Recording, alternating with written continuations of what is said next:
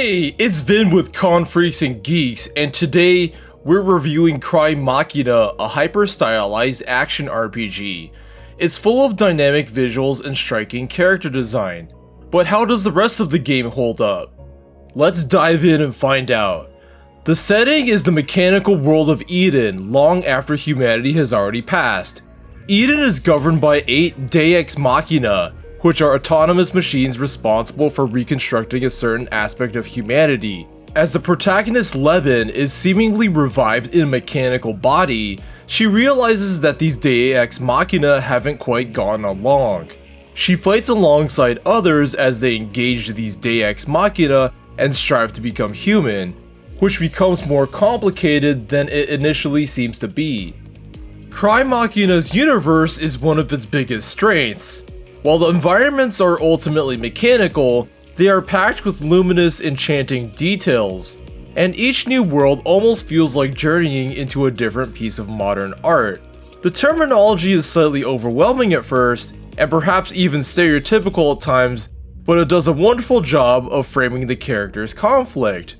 These characters are another one of Crymachina's strengths, both in terms of design and personality.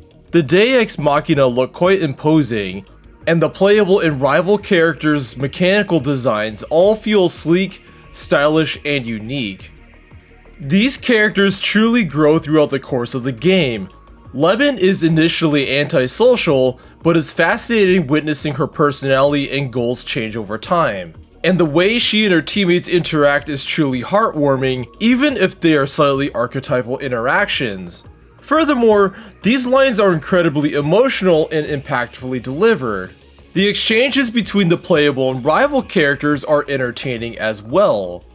The game also pushes mandatory and optional skits for further character development, and oftentimes these characters' banter about everyday life is pretty relatable.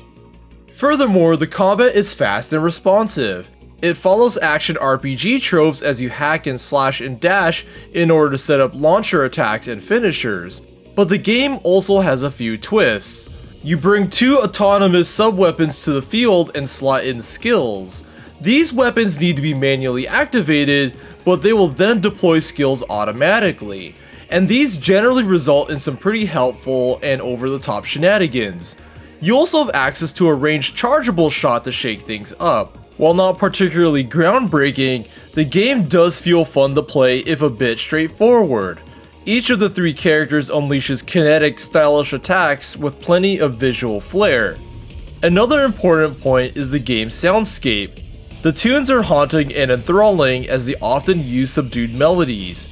Much of the boss music makes ample use of low-key singing, which is just a joy to listen to. And thankfully, the game has a built-in sound test, so you can freely listen to these tunes back at your home base. Unfortunately, Crymachina also has some strange quirks that may be off-putting. For one, the progression is fairly draconian. You don't level up during battle. Instead, you bring experience points back to home base, and then you apply it to one specific character. This gets dicey since it could be a process to level everyone equally, which you have to do because each new stage forces you to play as a specific character. It can feel pretty jarring if someone is underleveled and you're caught off guard. The balance between your party levels and the enemies can also feel lopsided. Each stage has designated level requirements, and sometimes they jump more than expected. This requires some grinding by re-entering earlier stages or even going into a new stage and warping out.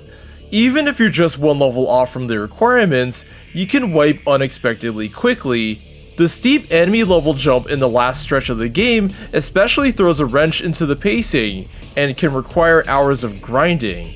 However, the game's casual mode can help mitigate some of the grinding if need be. And speaking of levels, the level design is rather uninspired. The platforming sequences are relatively uncommon, but they feel tacked on and unnecessary. And the areas in general are fundamentally just tunnels, so opportunities to venture off the beaten path are far and few between.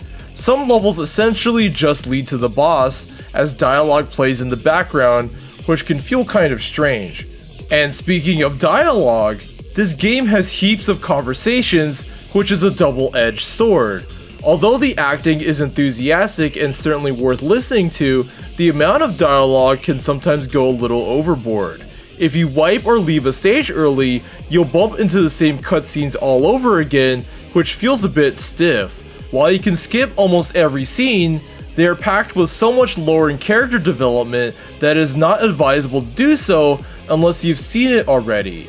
I would have also liked to see a more typical dialogue log function like that of other games.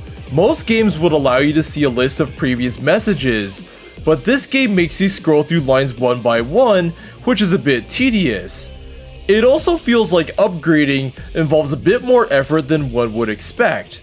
The stats and gear all have terminology that differ from role-playing tropes. These terms fit within the game's universe, but they can also take a bit of adjustment. You might not really get what willpower and scalability mean right away. The process of juggling experience points, ego points, which are essentially skill points, weapons, sub-weapons, and attachments all take some menu digging, and I just can't help but wonder if these could have been consolidated in some way.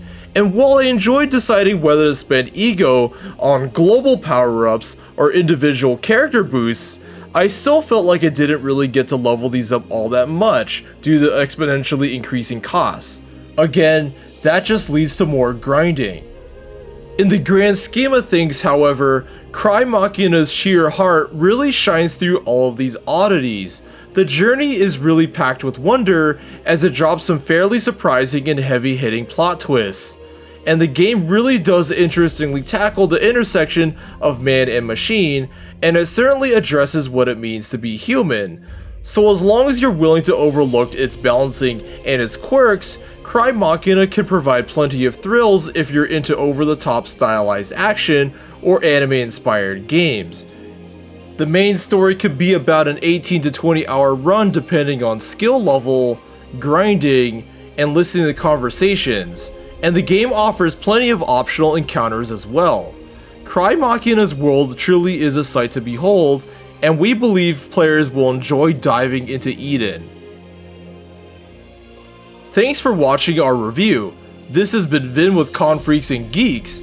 Check out the rest of our YouTube channel or our other social media channels for more great content, and we'll see you on the next one.